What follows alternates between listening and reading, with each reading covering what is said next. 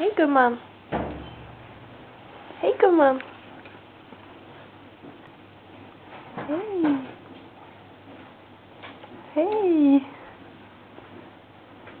Oj, är du lite nervös för den?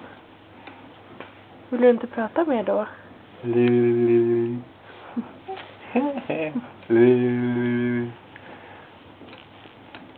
Va?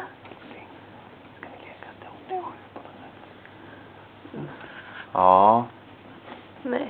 Tänk att det finns både ett Öst- och Västtyskland. Nej, men. Nej, förlåt. Nej.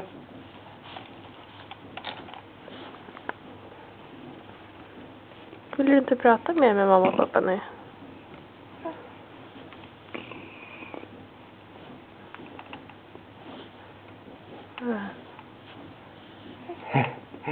Du bara fnissar ju. Nervös för den där. Ska jag ta bort den? Anna, går du iväg? Ja, det är...